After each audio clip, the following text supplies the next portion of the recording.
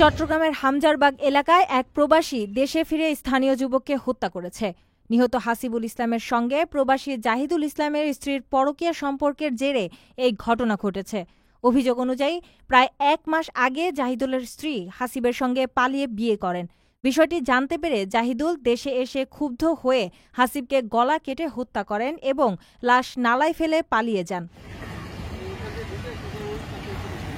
গত সোমবার বিকেলে পাঁচলাইশ থানার পুলিশ সঙ্গীত আবাসিক এলাকার একটি নালা থেকে রক্তাক্ত লাশ উদ্ধার করে।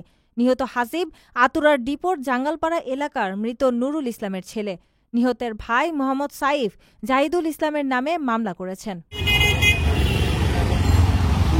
পুলিশের তৎপরতায় রাত ১২টার দিকে জাহিদুলকে গ্রেপ্তার করা হয়।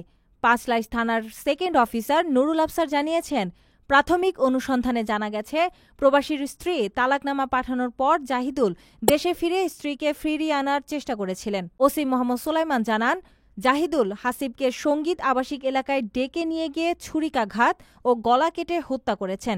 স্থানীয়রা পুলিশকে খবর দিলে লাশ উদ্ধার করে ময়নাতদন্তের জন্য চট্টগ্রাম মেডিকেল কলেজ হাসপাতালের মর্গে পাঠানো হয়েছে।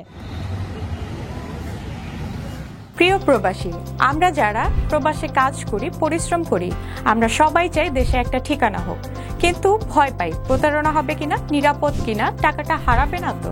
আজ আমি এমন একটা প্রজেক্ট সম্পর্কে বলবো যেটা এই ভয়টা দূর করে দিয়েছে। তার নাম প্রবাসীর সিটি লিমিটেড। প্রবাসীর সিটি বাংলাদেশের প্রথম স্মার্ট শেয়ার ভিত্তিক রিয়েল এস্টেট প্রজেক্ট।